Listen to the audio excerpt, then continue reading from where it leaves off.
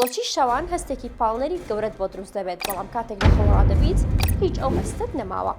قەت بەسرت هاتووە شەوان پێش ئەوەی بنووی بیرەکی تەواڵی بەیانێتم بۆ وەرزشکردن، بەیانی کتێبێکە خوێنمەوە، بەیانی سەردانی ماڵی خزمێک بکەم، بەیانی ماڵ پاک بکەمەوە، بەیانی و ئیشانی هەفتەیەکە نەم کردو هەر لەم ئەیکەم بەیانی هەر هەمووی ئەنجامێ.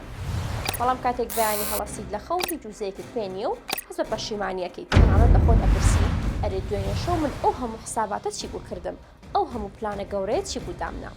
لێرەیە زانستی دەماردێتە ناوە.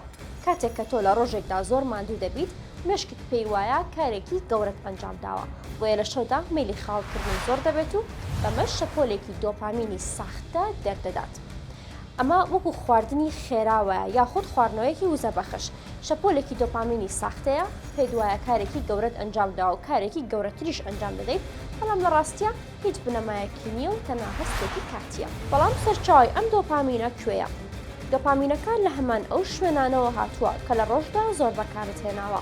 سکرۆڵکردن لە ڕێگەی ئینستاگرامەوە، سیرکردنی ڤیدیۆی پاڵێر، بیرکردنەوە لە داهاتوو بەبێ ئەوەی هیچ هەنگاوێکی ڕاستەقینەوە بگریتە بەر.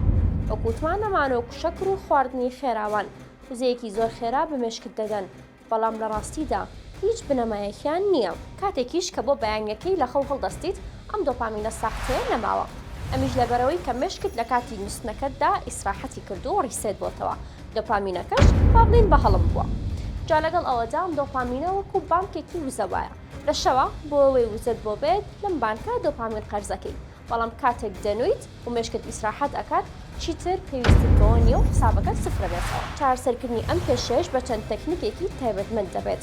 بۆ نمونە یەکەمیانەوەیە کە سیستمێکی کرزاری بچووکی شەوانەت هەبێت، واتە پێش ئەوەی بخەویت ئەرکێکی ڕاستەقینە و جەستەیی ئەنجام بدە. بۆ نمونە 10 خولەک خوێندنەوە یاخود 5 ڕاهێنانی وەرزشی ئەنجام بدە بۆ ئەوەی مێشکت لێبری دۆپامینی ساختە لە بەیانیاندا یادەوەریەکی ڕاستەقینەی کردارەکەی دوێنێ شەوتی هەبێت. چارەسەری دووەم بریتە لەوەی کە سەرچاوەکانی دۆپامینی مێشکت بکوژێنیتەوە. بۆ نمونە پێشنووسن، مۆبایل بەکارمەهێنە و سەیری ڤیدیۆ و ئینستاگرام و فەیسبوک مەکە، بۆی مێشکت تەنها دۆپامین بەدەست بێنێت لەسەر کردارە ڕاستەقینەکانت. چارەسەری سێیەم بریتە لەوەی کاتێک لە خەو هەڵدەستیت دەتوانیت چەند کارێکی ڕاستەقینە ئەنجام بدەیت. بۆ نمونە دووشی ئاوی سارد، ئەنجامدانی وەرزشێکی کورت، نووسینی ئامانجەکانی ڕۆژەکەت. بەم شێوەیەش مێشکت لەبری ئەوەی بیر بکاتەوە ڕاستەوخۆ دەچێتە سەر کردارە ڕاستەقینەکان.